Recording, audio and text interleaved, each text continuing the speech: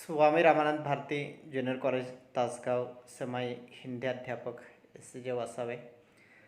आज मैं आपके सामने कवि वृंद के द्वारा लिखित वृंद के दोहे उसके बारे में जानकारी प्राप्त करेंगे।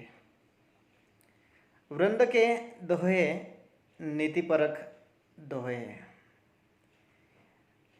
कवि ने इन दोहों के माध्यम से जीवन का अनुभव और जीवन की वास्तविकता समाज के सामने प्रस्तुत करने का प्रयास किया है।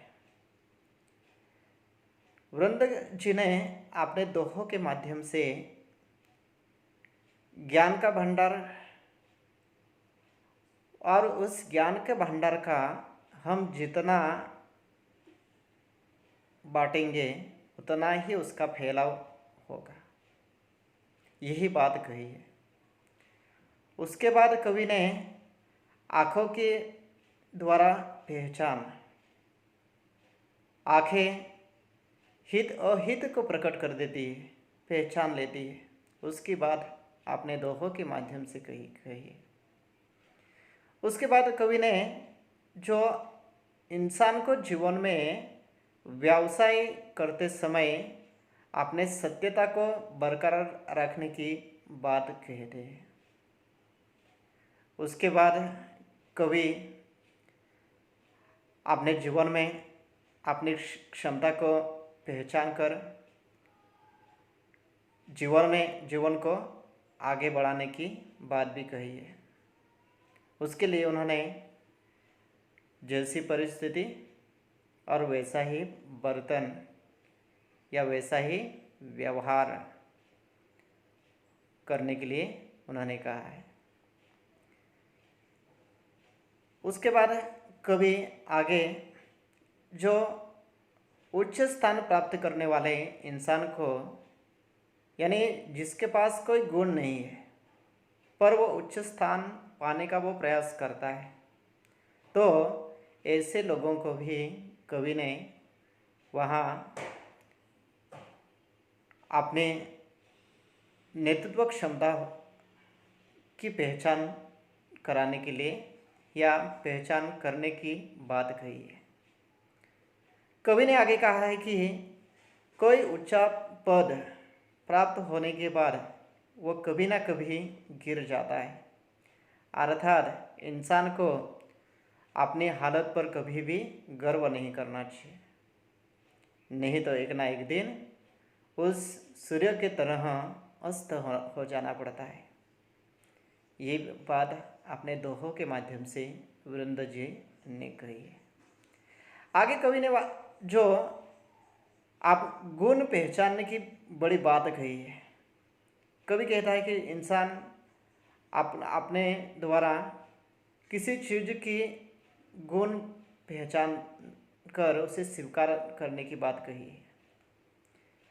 इंसान को वो आदत होती है जो गुण पहचान कर उसे स्वीकार करनी चाहिए। उसमें कवि ने अपने दोहों के माध्यम से कोकिला और जो कौवा, उनका सुंदर उदाहरण इस पाठ में या कवि वृंद जी ने अपने दोहों के माध्यम से बताया है कि गुण किस तरह से पहचाने जाए या किस तरह के चीज़ों को स्वीकारा जाए। आगे कवि जो अविवेक इंसान के साथ रहकर या उनके साथ छोड़ने के लिए कहते हैं। अविवेक इंसान के उनके गुण स्वीकार करने से या अविवेक इंसान के गुण स्वीकार करने वाला इंसान उस मूर्ख की तरह होता है, वह स्वयं के पैरों पर कुल्हाड़ी मारता है। आगे कवि ने जो कुपुत अर्थात परिवार में जन्म लेने वाले उस बच्चे के बारे में बात कही है। कवि कहते हैं कि बच्चे या किसी इंसान की पहचान उसके बचपन में ही हो जाती है। जब वो पालने में सोया हुआ होता है, उसकी हरकत से ही पता चल जाता है कि ये इंसान या ये बच्चा आगे चलकर क्या करेगा। उसके लिए उदाहरण कवि ने एक बिरवान बिरवान यानी बीज से निकलने वाला पौधा, एक छोटा सा अंकुर, उस पौधे का उदाहरण देते हुए कहा कि शुरू शुरू में उन पौधों के जन्म लेने पर उसके पत्ते निकल आते हैं। उन पत्तों को देखकर उनकी स्वास्थ्यता और उनकी निरोगी होने की बात सामने आती है, यानी चिकने पात होते हैं। तो बिल्कुल शुरू में या बचपन में कोई भी पौधा स्वास्थ्य और अपने पत्तों को ताज़ेतवाना या ताज़ावन दिखाता है। तो मान लीजिए कि उस पौधे के, उस पेड़ के फल भी मीठे होंगे। बिल्कुल उसी तरह पालने में सोए हुए बच्चों को देखकर, उसकी हरकत को देखकर वो आगे क्या बनने वाला है, वो क्या करेगा, उसके बारे में कवि ने अपने दोहों के माध्यम से जो कुछ बातें कही है उसके बारे में भी हम जानकारी लेंगे। कवि परिचय। माना जाता है कि कवि वृंद जी का जन्म 1643 को मथुरा में हुआ। रीतिकालीन परंपरा के अंतर्गत आपका नाम आदर के साथ लिया जाता है। आपका पूरा नाम वृंदावन दास है। आपकी रचनाएं रीतिबद्ध परंपरा में महत्वपूर्ण स्थान रखती हैं। आपने काव्य के विविध प्रकारों में रचनाएं रची हैं। 12 मासा में 12 महीनों का सुंदर चित्रण किया है। तो यमक सतसई में विविध प्रकार से यमक अलंकार का स्वरूप स्पष्ट किया है। आपके नीतिपरक दोहे जनसाधारण में बहुत प्रसिद्ध हैं और लोक व्यवहार में अनुकरणीय हैं। आपकी भाषा सहज, सुंदर तथा लोक भाषा से जुड़ी हुई है। आपकी भाषा में ब्रज तथा अवधी भाषा के शब्दों की बहुलता देखी जाती है। आपके द्वारा दिए गए दृष्टांत आपकी भाषा के साथ साथ भाव और कथ्य को भी प्रभावोत्पादक बना देते हैं। आपका निधन 1723 में हुआ। देखिए यहाँ पर आपके द्वारा दिए गए दृष्टांत उदाहरण होता है, प्रभावोत्पादक बना देते हैं, प्रभावशाली बना देते हैं। अर्थात यहाँ पर जो है बतलाने का ये प्रयास किया गया है कि जो दोहे हैं, दोहे नीतिपरक हैं, लोक व्यवहार में जो है आम जीवन में अनुकरणीय है। उससे जो है हमें सीख मिलती है, हमारा मार्गदर्शन होता है। अब हम रचनाओं के बारे में पढ़ेंगे। प्रमुख कृतियां: वृंद सतसई समेत शिखरचंद, भाव पंचाशिका, पवन पचीसी, हितोपदेश संधि, यमक सतसई, वचनिका, सत्य स्वरूप आदि। विधा परिचय। रीतकालीन काव्य परंपरा में दोहा छंद का अपना विशिष्ट स्थान है। दोहा छंद कई कवियों का प्रिय छंद रहा है। दोहा अर्ध सम मात्रिक छंद है। दोहे के प्रत्येक चरण के अंत में लघु वर्ण आता है। इसके 4 चरण होते हैं। प्रथम और द्वितीय चरण में 13-13 मात्राएं होती हैं तथा द्वितीय और चतुर्थ चरण में 11-11 मात्राएं होती हैं। पाठ परिचय। प्रस्तुत दोहों में कवि वृंद ने कई नीतिपरक बातों की सीख दी है। विद्या रूपी धन की विशेषता यह होती है कि वह खर्च करने पर भी बढ़ता जाता है। आंखें मन की सच झूठ बातें बता देती हैं। जितनी चादर हो मनुष्य को उतने ही पांव फैलाने चाहिए। व्यवहार में कपट को स्थान नहीं देना चाहिए। बिना गुणों के मनुष्य को बड़प्पन नहीं मिलता। दुष्ट व्यक्ति से उलझने पर कीचड़ हम पर ही पड़ता है। संसार में सद्गुणों के कारण ही व्यक्ति को आदर प्राप्त होता है। कवि वृंद के दोहे पाठकों को व्यवहारिक अनुभवों से परिचित कराते हैं और जीवन का सच्चा मार्ग दिखाते हैं। इस तरह से देखा जाए तो इन दोहों का बहुत ही महत्व है और इससे हमें सीख मिलती है। अब हम सबसे पहले दोहे की तरफ बढ़ते हैं। पहला दोहा, सरस्वती के भंडार की बड़ी अपूरब बात, सरस्वती के भंडार की बड़ी अपूरब बात, ज्यों खर्चे त्यों त्यों बढ़े, बिन खर्चे घट जात। ज्यों खर्चे त्यों त्यों बढ़े और बिन खर्चे घट जात। सरस्वती, सरस्वती, मां सरस्वती के भंडार की, भंडार कोष, खजाना, बड़ी अपूरब बात है, आश्चर्यजनक बात है। मतलब ये कि सरस्वती के भंडार की बहुत ही आश्चर्यजनक बात है, एक अलग ही विशेषता है। वह विशेषता क्या है कि ज्यों खर्चे त्यों त्यों बढ़े, कि जैसे जैसे उसको खर्च किया जाता है, जितना खर्च किया जाता है उसमें उतनी अधिक बढ़ोतरी होती है। और बिन खर्चे घट जात, यदि उसे खर्च नहीं किया जाता है तो वो घटते जाता है। चलिए इसका भावार्थ देख लेते हैं।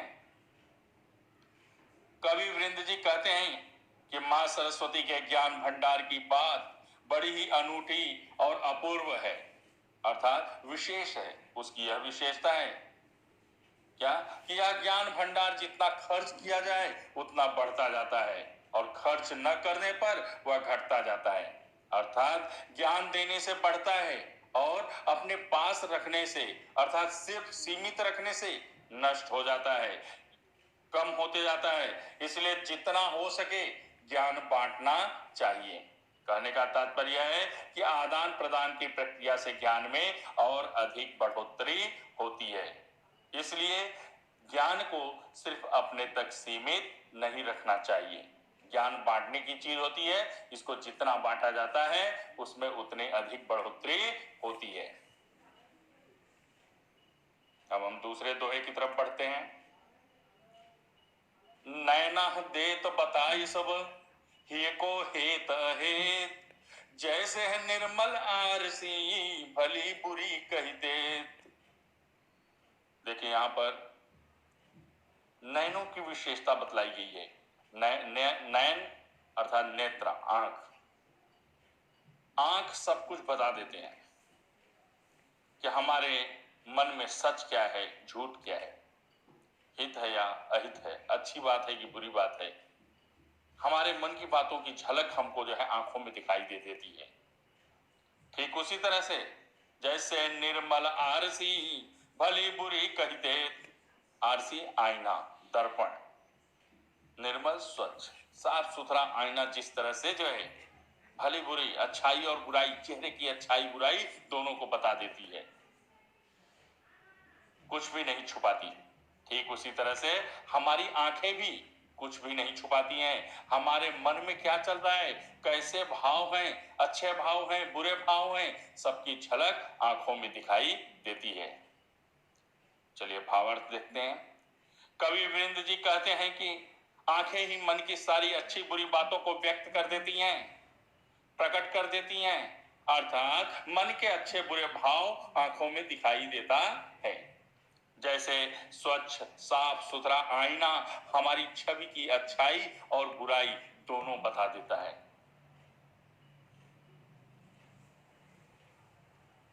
तीसरा दोहा,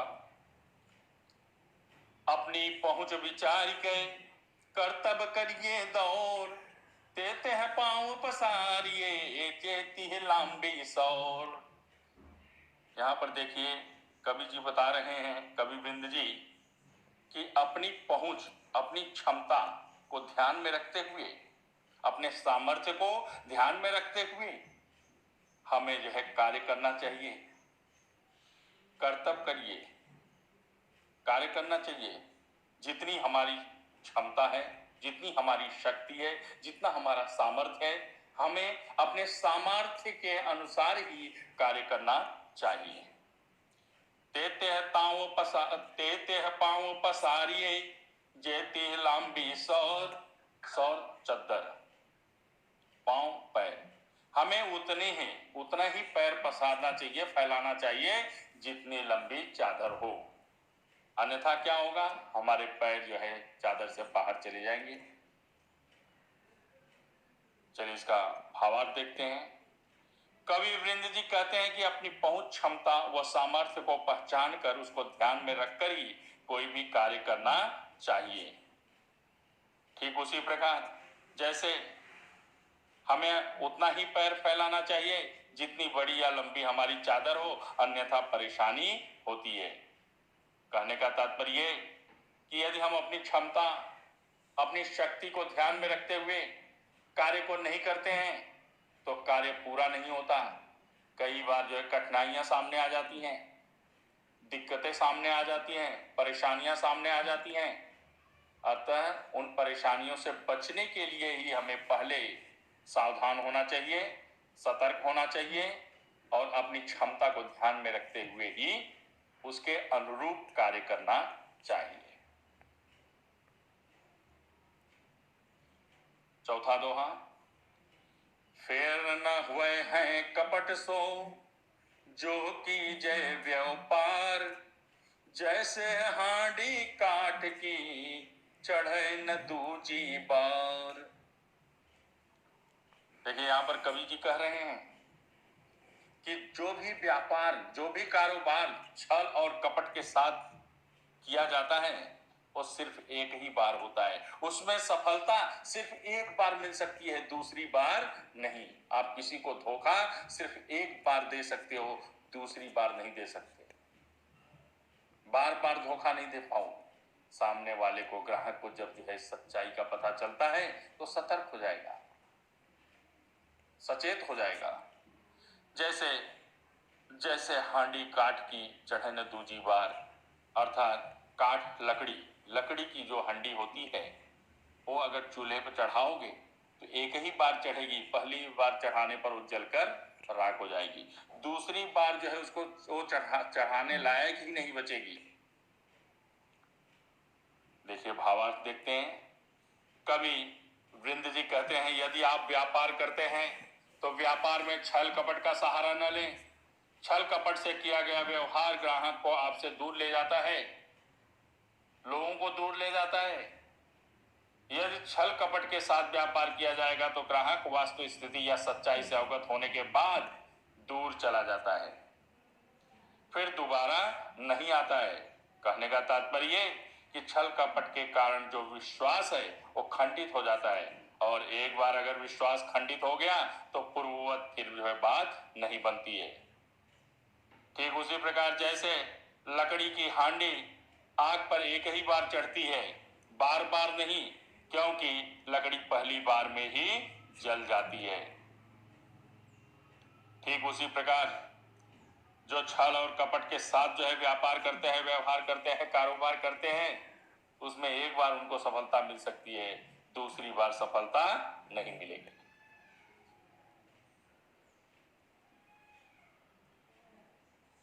ऊंचे बैठे नाल हैं अगुण बिन बड़पन कोई, बैठो देवल शिखर पर वायस गरुण न होय। गुण बिन मतलब बिना गुण के, बड़पन बड़प्पन।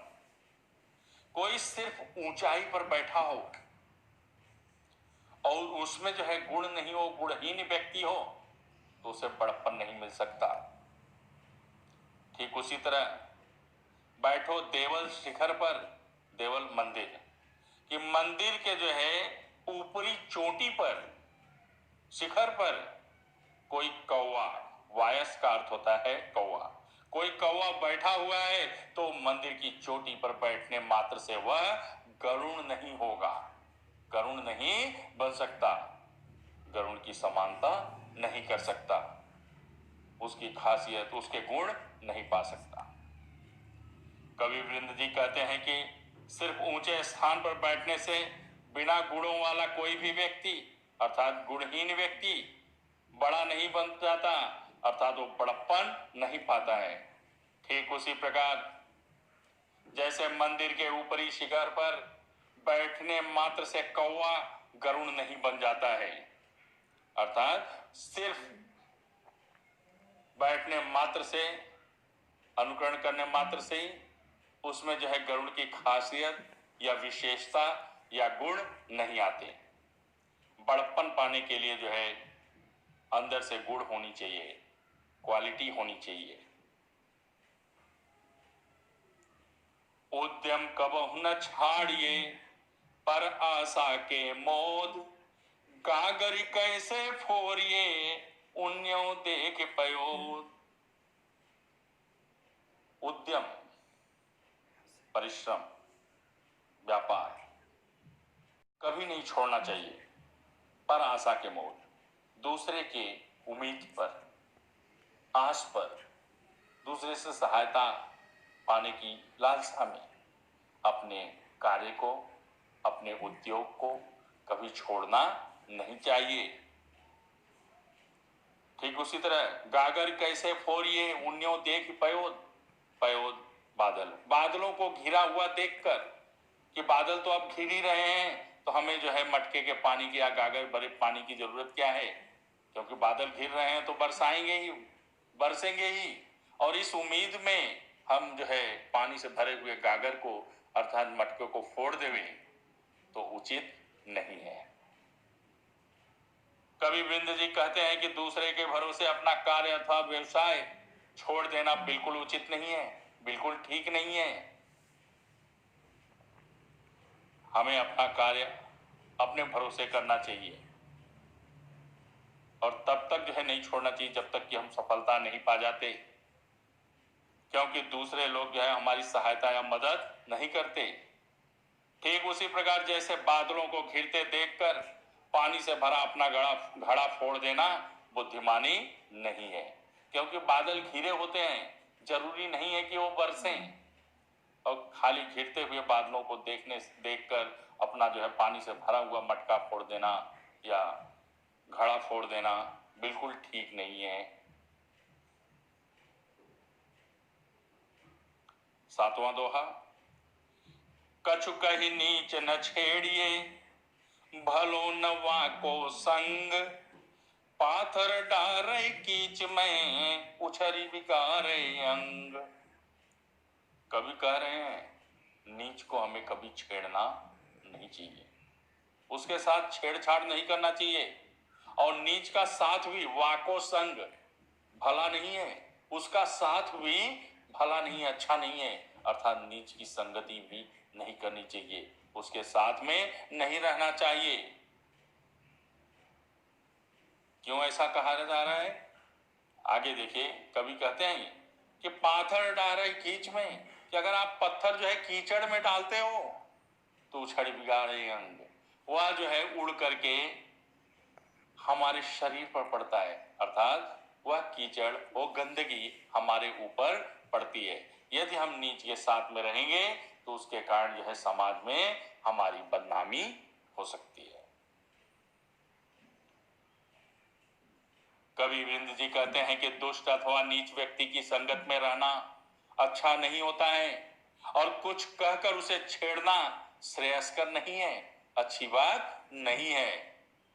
ठीक उसी प्रकार जैसे कीचड़ में पत्थर फेंकने से वह कीचड़ हम पर ही उछल कर पड़ता है और हमें गंदा कर देता है, ठीक उसी तरह से नीच के साथ में रहने से या उसको छेड़ने पर उसका बुरा असर हम पर पड़ता है, उसके कारण हमारा अनादर हो सकता है, तिरस्कार हो सकता है, समाज में अपमान भी हो सकता है।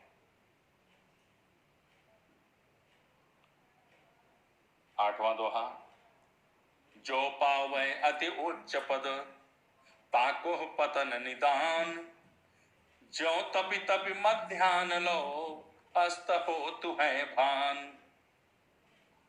इसमें देखिए उच्च पद, ऊंचे पद, कभी कह रहे हैं कि जिसको ऊंचा पद मिलता है उसका पतन भी स्वाभाविक है। जो ऊंचाई तक पहुंचा है वो जो है नीचे आएगा, उसका पतन निश्चित है। ठीक उसी तरह जैसे दोपहर के समय तपी तपी मध्याह्न दोपहर का समय होता है, तपी तपी तपते रहता है, तमतमाता हुआ सूर्य, अस्त हो तो है भान का अर्थ है सूर्य, शाम होते होते अस्त हो जाते हैं, मतलब वो परिवर्तन स्वाभाविक है। दोपहर में सूर्य का तमतमाता रूप देखने को मिलता है और शाम होते होते वही सूर्य अस्त हो जाता है। ठीक उसी तरह से जो भी ऊंचे पद पर पहुंचता है, जो किसी जो है सत्ता में आसीन हुआ है, उसका भी पतन स्वाभाविक है।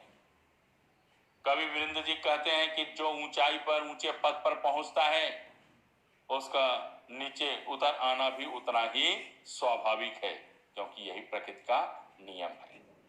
ठीक उसी प्रकार जैसे दोपहर के समय तपा हुआ तमतमाता सूर्य शाम के समय अस्त हो जाता है, डूब जाता है।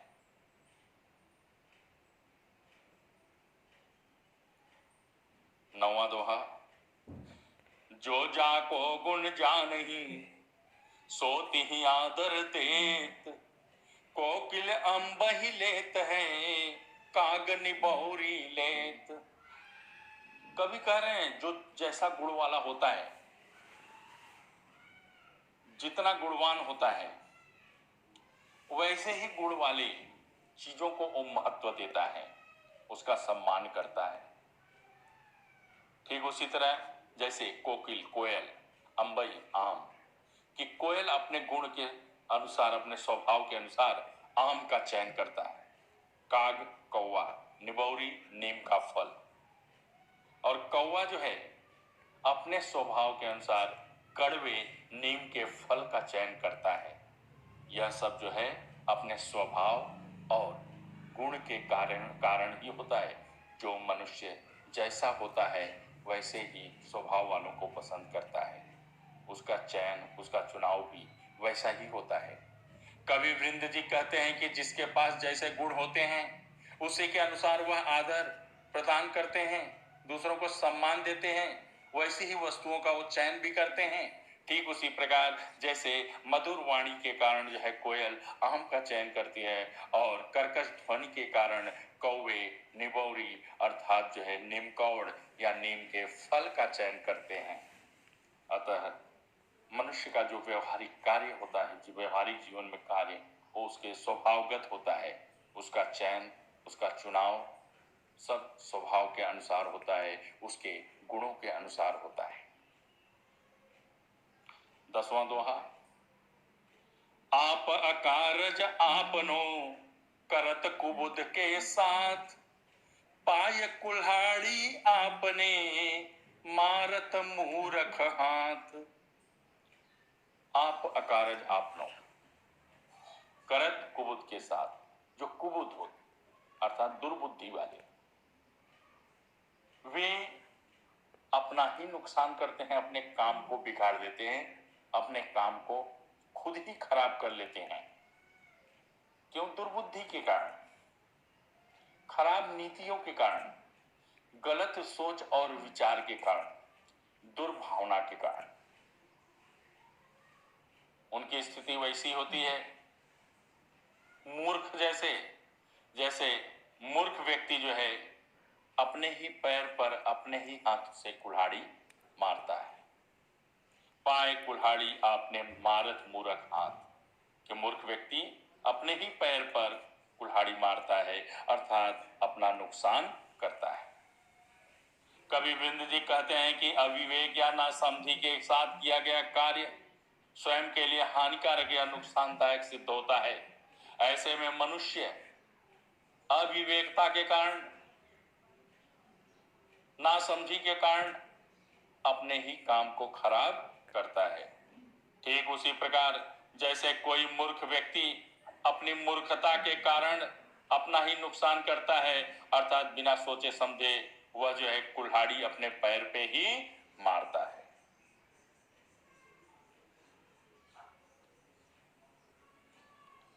11वां दोहा, अंतिम दोहा। कुल कपूत जान्यो परय, लख शुभ लक्षण गात, होनहार वीरवान के, होत चिकने पात। कुल कपूत, देखिए यहां पे कुल कपूत, कुल खानदान, कपूत जो नालायक बच्चा होता है, लक्ष्य देखकर शुभ अच्छे लक्षण, लक्षण लक्षण, गात शरीर, कि बच्चा अच्छा होगा, लायक होगा या नालायक होगा, कुपूत होगा या सपूत होगा, इसकी पहचान बचपन में ही हो जाती है। उसके शरीर के शुभ लक्षणों को देखकर अनुमान लगा लिया जाता है कि बच्चा जो है बड़ा होकर कैसा होगा, वो सुपुत्र होगा या कुपुत्र होगा, लायक होगा या नालायक होगा। जैसे होनहार वीरवान के, होत चिकने पात, जो उत्तम दर्जे के बीज होते हैं उसके पत्ते चिकने होते हैं। पात पत्ता, उसके पत्ते चिकने होते हैं, अर्थात उसके चिकने पत्तों को ही देखकर अनुमान लगा लिया जाता है कि ये फसल या ये पौधा बहुत ही अच्छा होगा, अर्थात अच्छी क्वालिटी का है, उत्तम दर्जे का है। कवि वृंद जी कहते हैं कि पालने में ही बच्चे के शरीर के लक्षण देखकर ही उसके अच्छे बुरे होने अर्थात कपूत या सपूत होने का पता चल जाता है।